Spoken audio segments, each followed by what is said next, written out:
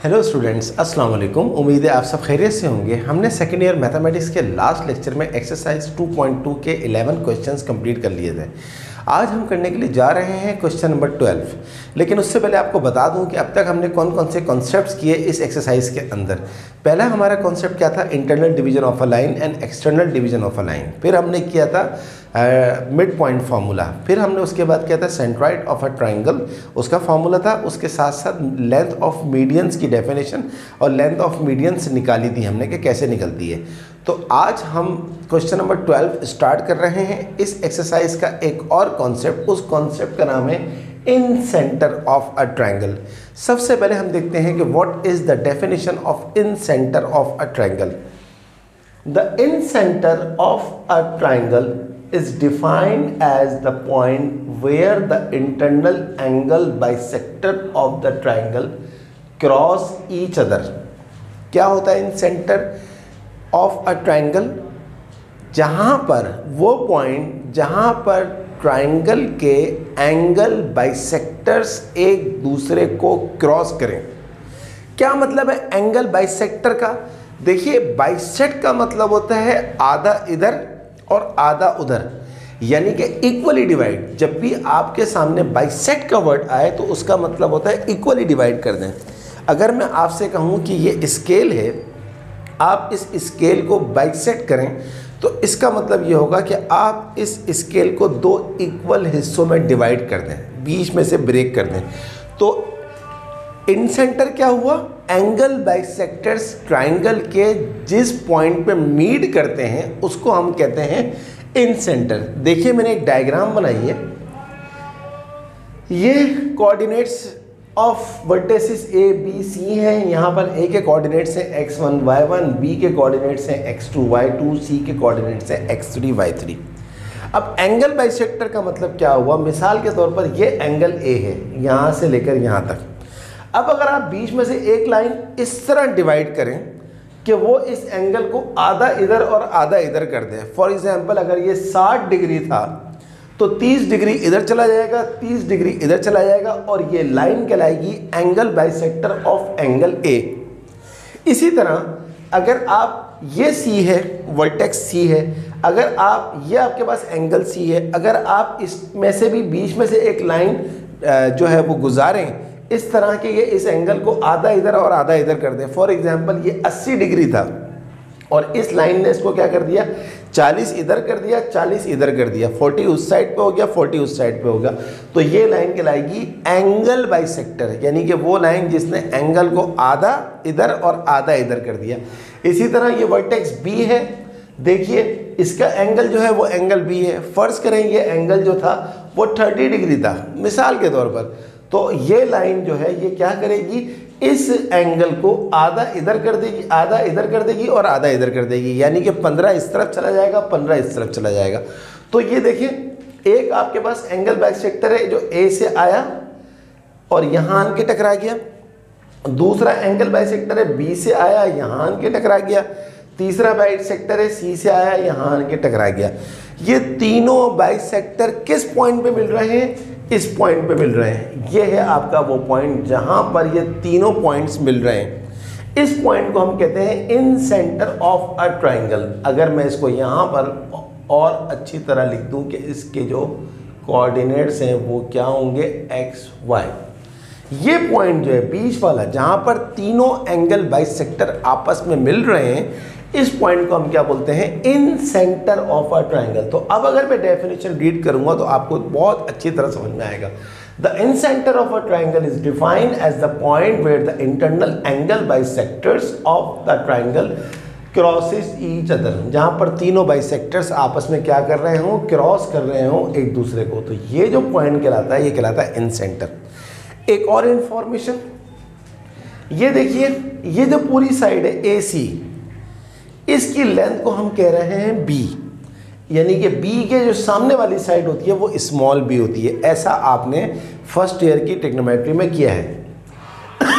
Excuse me. ये जो side है ए बी, इसका नाम रखा आपने स्मॉल सी। क्यों? क्योंकि ये सी वर्टेक्स के अपोजिट है। इसी तरह ये जो एंगल है, ये जो वर्टेक्स है ए, इसके सामने वाला क्या होगा, स्मॉल ए। यानी कि आप कह सकते हैं, अगर मैं आपसे कहूँ कि भाई मुझे ए चाहिए, तो आप ए कैसे निकालेंगे, बी सी का डिस्टेंस निकाल लेंगे डिस्टेंस फार्मूले से। अगर मुझे बी चाहिए तो बी कैसे निकालेंगे, ए सी का डिस्टेंस निकाल लेंगे डिस्टेंस फार्मूले से। अगर मैं कहूँ कि मुझे स्मॉल सी चाहिए तो कैसे निकलेगा, ए बी का डिस्टेंस निकल जाएगा डिस्टेंस फार्मूले से। तो आपके पास ए बी सी आ जाएगा। डेफिनेशन हो गई और उसकी डायग्राम भी आपको समझा दी किस तरह है। अब बात करते हैं इसके फॉर्मूले की। What is the formula of in centre. In centre को रिप्रेजेंट करते हैं कैपिटल आई से, जिसके कोऑर्डिनेट एक्स वाई है। इसका फॉर्मूला क्या होता है, A x one plus B x two plus C x three upon A plus B plus C comma A y one plus B y two plus C y three upon A plus B plus C. ये हैं coordinates of incentre, where A B C are the length of B C, the length of A C and the length of A B. तो और x1 x2 x3 ये आपके सामने लिखा हुआ है। ये x1 है, ये x2 है, ये x3 है, ये y1 है, ये y2 है, ये y3 है। अब आपको फॉर्मूला मिल गया, डेफिनेशन मिल गई। अब हम चलते हैं क्वेश्चन की तरफ। आ जाए क्वेश्चन के ऊपर। Question number 12 exercise 2.2, find the coordinates of the incentre of the triangle whose angular points are respectively. Angular का मतलब होता है कि बस लगातार पॉइंट ए बी सी, यूँ जाएंगे तो ए बी सी होगा, यूँ जाएंगे तो ए बी सी लिखना पड़ेगा। बहरहाल इससे कोई इतना ज़्यादा फर्क नहीं पड़ता। तो इसके दो पार्ट्स हैं, मैं एक पार्ट आपको करवा दूंगा बहुत अच्छी तरह से, तो दूसरा पार्ट आप खुद कर लेंगे इंशाल्लाह। पार्ट 1 क्या है, coordinates of triangle, vertices of a triangle दिए हुए 2 8 8 2 एंड 9 9। सॉल्यूशन, सबसे पहले हम इसका नाम रख देते हैं, let A 2 8 B 8 2 and C 9 9 are the vertices of a triangle. जनाब इसका नाम रख दिया A, इसका नाम रख दिया B और इसका नाम रख दिया C। अब हमें सबसे पहले क्या करना है, A B और C का डिस्टेंस निकाल लें, वैल्यू निकाल लें डिस्टेंस फार्मूले से, तो हमारा काम आधे से ज़्यादा हो जाएगा। देखिए मैंने क्या लिखा है, बी सी का डिस्टेंस निकालूंगा तो बराबर किसके होगा, ए के। डायग्राम में नज़र आ रहा है आपको, देख लीजिए आप। बी सी का डिस्टेंस क्या कहलाता है, ए कहलाता है, ये आपको याद रखना है। तो बी सी का डिस्टेंस कैसे निकलेगा, डिस्टेंस फार्मूले से। बी के कोऑर्डिनेट्स क्या रखे हैं आपने, 8 2, सी के कोऑर्डिनेट्स क्या है 9 9। अब आपके पास डिस्टेंस फार्मूला क्या होता है, ये x1 है, ये y1 है, ये x2 है, ये y2 है। तो BC का डिस्टेंस क्या हो जाएगा, x2 माइनस x1 का होल स्क्वायर 9 माइनस 8 का square plus y2 minus y1 का स्क्वायर 9 माइनस 2 का स्क्वायर का स्क्वायर रूट। तो 9 माइनस 8 होता है 1, 1 का स्क्वायर होता है 1, 9 माइनस 2 होता है 7, 7 का स्क्वायर होता है 49, 49 और 1 होता है 50 का रूट। अगर आप पॉइंट में ना निकालें तो 50 का रूट क्या हो जाएगा, 50 हो जाएगा 25 इंटू 2, 25 का रूट क्या होता है 5, 5 रूट 2। और आप जानते हैं कि BC को हम क्या कहते हैं, स्मॉल a से रिप्रेजेंट करते हैं। तो a, अब हम BC की जगह पर लिख रहे हैं small a is equals to 5 root 2 units. तो a की वैल्यू आ गई। अब हम चलते हैं अगले की तरफ। AC का अगर मैं डिस्टेंस निकालूँ तो वो क्या कहलाएगा, B कहलाएगा। तो AC का डिस्टेंस B है, A के कोऑर्डिनेट्स ये लिखे हुए 2 8 और C के कोऑर्डिनेट्स ये लिखे हुए 9 9। तो AC का डिस्टेंस कैसे आएगा, वही x2 माइनस x1 का स्क्वायर 9 माइनस 2 का square plus y2 minus y1 का स्क्वायर 9 माइनस 8 के स्क्वायर का स्क्वायर रूट। 9 माइनस 2 हमारे पास क्या होता है 7, 7 का स्क्वायर होता है 49, सॉरी मैंने गलत लिख दिया यहाँ पर। 7 का जो स्क्वायर होता है वो होता है 49 और 9 माइनस 1 जो होता है वो होता है 1 और 1 का स्क्वायर होता है 1। 49 प्लस 1 हो गया 50 का रूट और 50 का रूट अगेन आप देखेंगे तो वही 5 रूट 2 यूनिट्स होता है। और आप जानते हैं कि AC किसके बराबर होता है, B के बराबर होता है। यहाँ डायग्राम में नज़र भी आ रहा है कि A और C का जो डिस्टेंस होता है वो B कहलाता है। तो B का वैल्यू आ गया 5 रूट 2 यूनिट्स। अब तीसरा देखते हैं, अगर आप A और B का डिस्टेंस निकालेंगे तो आपके पास क्या आ जाएगा, स्मॉल c। यहाँ मैंने लिख दिया AB बराबर है C के। A के कोऑर्डिनेट्स क्या हैं 2 8, ये आ गया। B के कोऑर्डिनेट्स क्या हैं 8 2। तो AB का डिस्टेंस क्या हो जाएगा, वही x1 y1 x2 y2। तो x2 माइनस x1 का स्क्वायर यानी कि 8 माइनस 2 का square plus y2 minus y1 का स्क्वायर यानी कि 2 माइनस 8 का स्क्वायर रूट। 8 माइनस 2 हमारे पास क्या होता है 6, 6 का स्क्वायर क्या होता है 36 प्लस 2 माइनस 8 क्या होता है -6 और -6 का स्क्वायर होता है +36। ये आ गया 36 और 36 क्या होता है √72। और अगर आप √72 की जगह पर लिखें 36 × 2 तो बात एक ही है, और 36 रूट से बाहर आ जाएगा तो ये हो जाएगा 6√2 यूनिट्स। तो आपके पास जनाब सब कुछ आ गया, ABC का वैल्यू आ गया, क्योंकि फॉर्मूले में आपको ABC चाहिए। अब आप देखिए आपके पास कोऑर्डिनेट्स क्या क्या हैं ट्राइंगल के, A28, B82, C99 जो मैंने पहले ही रेड कर लिए थे। तो अब A कोऑर्डिनेट की जो वैल्यू है वो क्या हो जाएगी x1 y1, B की x2 y2 और C की x3 y3। A B C का वैल्यू आपने ऑलरेडी निकाल लिया। A का वैल्यू है आपके पास 5√2, B का वैल्यू है आपके पास 5√2 और C का वैल्यू है आपके पास 6√2। अब आएगा मरहला फॉर्मूले में पुट करने का, क्योंकि सारी चीज़ें आपके पास आ गई हैं। तो I stands for incentre I of XY is equals to क्या फॉर्मूले में होता है AX1। A आपके पास क्या है 5√2 इंटू x1, x1 क्या है ये लिखा हुआ है 2, प्लस BX2, B आपके पास क्या है 5√2 इंटू x2 आपके पास क्या है 8, प्लस CX3, C आपके पास क्या है ये लिखा हुआ है 6√2 इंटू x3 क्या है 9, अपॉन में क्या लिखा हुआ है A plus B plus C। A क्या है 5√2, B क्या है 5√2 प्लस C क्या है 6√2, कॉमा यहाँ जगह नहीं थी। अब हम दिखेंगे y वाली वैल्यू, तो y में भी क्या है AY1, ये कि AY1, तो A हमारे पास क्या है 5√2 इंटू y1 क्या है 8, प्लस BY2, B आपके पास क्या है 5√2 इंटू y2 आपके पास क्या है 2, ये आपके सामने लिखा हुआ है, प्लस CY3, C आपके पास क्या है 6√2 इंटू y3 क्या है 9, अपॉन में क्या लिखा हुआ है वही A plus B plus C। तो A आ गया 5√2 प्लस B आ गया 5√2 प्लस C आ गया 6√2। अब इसको सिंप्लीफाई कर लीजिए, देखें 5 2 10√2 हो जाएगा ये, प्लस 5 8 40√2 हो जाएगा, प्लस 6 9 54√2 हो जाएगा। ये ऊपर वाले का पूरा सिंप्लीफिकेशन है कि अब नीचे आ जाएंगे, लिखा हुआ है 5√2 प्लस 5√2 प्लस 6√2।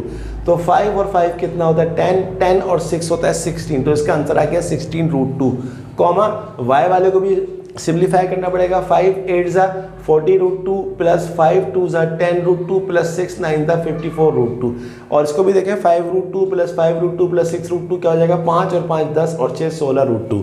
अब इसको मजीद सिंप्लीफाई करें, देखें ये लिखा हुआ है 10√2 प्लस 40√2 प्लस 54√2, इन सबको ऐड कर लेंगे, 10 40 54 को ऐड करेंगे तो क्या हो जाएगा 104√2 अपॉन 16√2। इसी तरह इसको भी ऐड करें 40 प्लस 10 प्लस 54, इत्तेफाक की बात है इसका आंसर भी क्या आ रहा है 104√2 अपॉन में लिखा हुआ है 16√2। अब आप देखें इसका √2 इसके √2 से कट गया, इसका √2 इसके √2 से कट गया, तो बाकी क्या बचा 104 अपॉन 16। इसको मोर सिम्प्लीफाइड फॉर्म में लिख दीजिए, इसको अगर आप काटेंगे 8 से तो आपका जो आंसर आ जाएगा वो आ जाएगा 13/2। इसी तरह इसको भी 8 से काटेंगे, 8 1 8 3 24 आ जाएगा, और 8 2 16 13/2। Hence coordinates of in center of a triangle are I 13/2, 13/2. This is your final answer.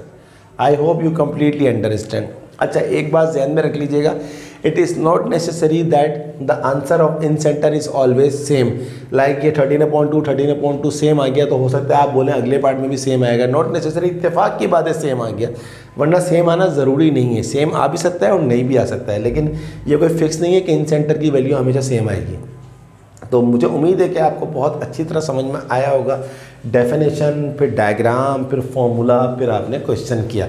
अब मुझे 100% उम्मीद है कि पार्ट 2 आप मेरी हेल्प के बगैर कर सकते हैं, पार्ट 2 आप करें, और जो स्टूडेंट पार्ट 2 कर ले वो कमेंट बॉक्स में मुझे बताए कि सर मैंने पार्ट 2 कर लिया है और मेरा आंसर 100% करेक्ट आ रहा है बुक का, मुझे बताएंगे तो मेरी सेटिस्फेक्शन में और इजाफा हो जाएगा। इसके साथ साथ आप जो है अगर नहीं आ रहा आपका आंसर बुक का तो आप मुझे बताएं, मैं डेफिनेटली आपकी हेल्प करूंगा। चलिए अब हम करते हैं अगला question.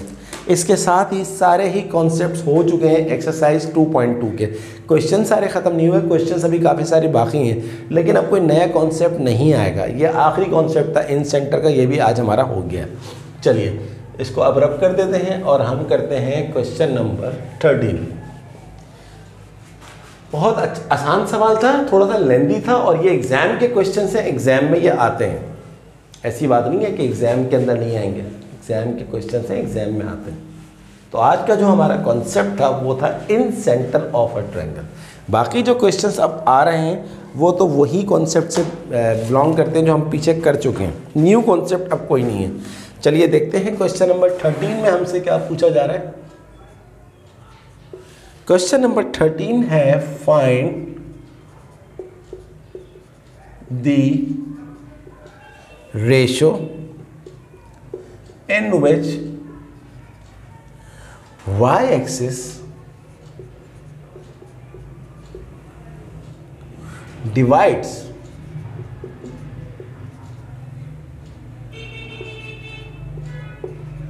the join of -5 3 and 8 6. Also find the coordinates of the point of division -5 3 and 8 6। बहुत आसान सवाल है, बहुत ही इजी क्वेश्चन है। आपको सिर्फ एक छोटी सी अगर बात पता हो तो काम आपका बहुत जल्दी हो जाएगा। सॉल्यूशन क्या कहता है, फाइंड द रेशो। रेशो का मतलब है आपको m1 और m2 निकालना है। रेशो का मतलब हमने यही सीखा अब तक। इन विच बाय एक्सिस, अब हमें पता होना चाहिए कि कोऑर्डिनेट्स ऑफ y एक्सिस क्या होता है। कोऑर्डिनेट ऑफ y होता है हमेशा 0 y, बल्कि पूरा लिख देते हैं। कोऑर्डिनेट ऑफ y एक्सिस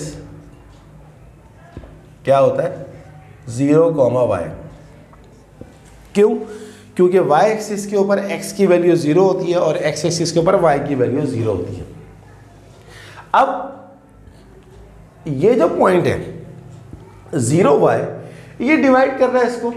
देखिए ये -5 3 है और ये पॉइंट जो है वो 8 6 है और यहाँ कहीं पर जो है वो y है जिसके कोऑर्डिनेट्स हैं 0 और y, बल्कि ये लिखने की भी ज़रूरत नहीं है।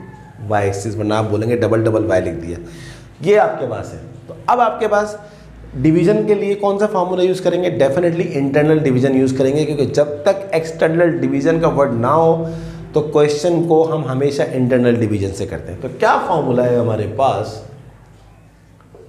डिवीजन, इंटरनल डिवीजन का फार्मूला क्या है? m1 x2 plus m2 x1 upon m1 plus m2 comma m1 y2 m2 y1 upon m1 plus m2। अब देखिए कितना आसान है, आपको m1 और m2 तो पता ही नहीं है, ये तो आपको रिक्वायर्ड है, लेकिन आपको कोऑर्डिनेट्स ऑफ डिवीजन पता है, क्या है 0 y। तो यहाँ आ जाएगा 0, y इज इक्वल्स टू, अब आप देखिए m1 आपके पास क्या है?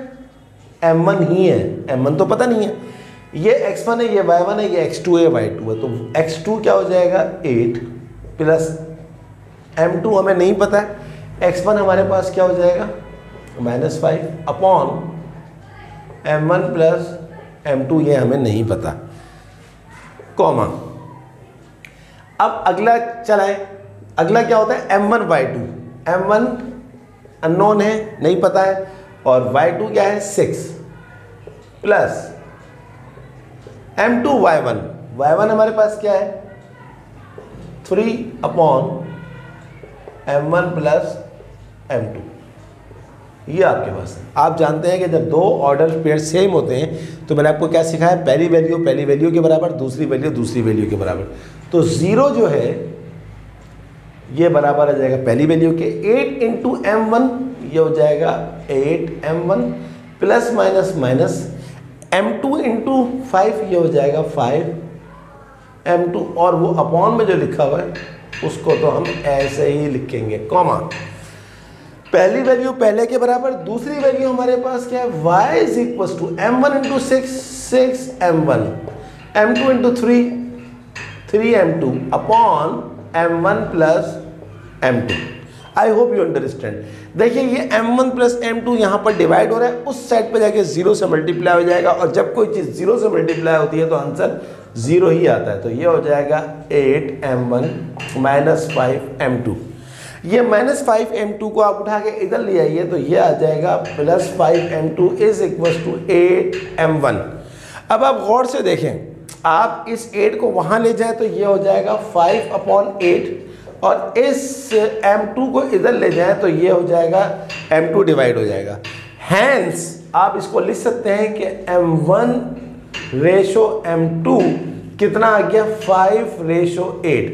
This is your final answer of first part of the question. क्या था, find the ratio in which y axis divide the join of -5 3 and 8 6। और आप देखें 5√8 आ गया। अभी काम खत्म नहीं हुआ है, क्योंकि उसने आपसे ही कहा है also find the coordinate of the point of division. Point of division आपके पास क्या है, 0y है, और यहां से अब आप ले लीजिएगा, देखिए y is equal to 6m1, m1 आप निकाल चुके हैं ऑलरेडी 5, प्लस 3m2, m2 आप निकाल चुके हैं 8, अपॉन m1 प्लस m2, ये हो जाएगा 5 plus 8 is equal to 6 5 30, 3 8 24, upon 5 और 8 होता है 13, तो 30 और 24 आपके पास हो जाएगा 54, तो ये हो जाएगा 54/13। Hence coordinates of point of division, जो कि आपके पास क्या आते हैं 0y, ये आपके पास आ गया 0, और y का वैल्यू आपके पास आ गया 54/13। This is our answer. अब इसको चेक कर लेते हैं जल्दी से बुक में, और देखते हैं कि बुक के अंदर क्या हमारा आंसर 100% मैच कर रहा है या नहीं कर रहा। 5/8 हमारा ये आ गया, सही है, और 0 और 54/13 ये हमारा 100% कंप्लीट आंसर आ गया है। Now let's have a look question number 14। देखते हैं कि क्वेश्चन नंबर 14 में हमसे क्या पूछा जा रहा है। I hope you completely understand, there is no new concept. अब कोई भी नया कॉन्सेप्ट आपको नहीं मिलेगा पूरे जो जितने भी रिमेनिंग क्वेश्चंस रह गए, क्योंकि हम सारे ही कॉन्सेप्ट्स कर चुके हैं। चलिए अब हम देखते हैं कि क्वेश्चन नंबर 14 में हमसे क्या पूछा जा रहा है। What is question number 14 is. Question number 14 है जनाब, क्वेश्चन नंबर 14 है the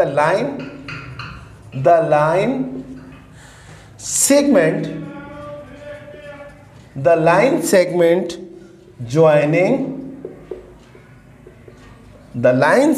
joining P -8 10 Q 6 -4 is cut by X and Y axis at A and B respectively. Find the ratios in which A and B divide PQ। बहुत आसान सवाल है, लेकिन question करने से पहले अगर एक डायग्राम बना दें, छोटा सा एक ग्राफ बना दें इस सवाल का, तो आपको विजुअलाइज हो जाएगा कि क्या क्वेश्चन है। ये देखिए, ये हमारा x एक्सिस है और ये हमारा y एक्सिस है। अब ये पॉइंट देखें, -8 10, x की वैल्यू -8 है और y की वैल्यू 10 है, तो डेफिनेटली ये पॉइंट यहाँ कहीं पड़ेगा, इस जगह पर -8 और 10। और दूसरा पॉइंट आपके पास क्या है, 6, -4। x 6 है, y -4 है, तो x पॉजिटिव है, y नेगेटिव है, तो वो डेफिनेटली वो यहाँ पड़ेगा। तो ये हम लिख देते हैं 6, -4। अब क्या लिखा हुआ है, द लाइन सेगमेंट ज्वाइनिंग। अब हम क्या करते हैं, P को और इसको मिला देते हैं। ये आपके पास जो है वो P है। अगर हम इस P को Q से मिलाएं, ये आ गया, ये आपके पास मिल गया। P का वैल्यू आपके पास -8 10 है, वो मैं यहाँ लिख देता हूँ।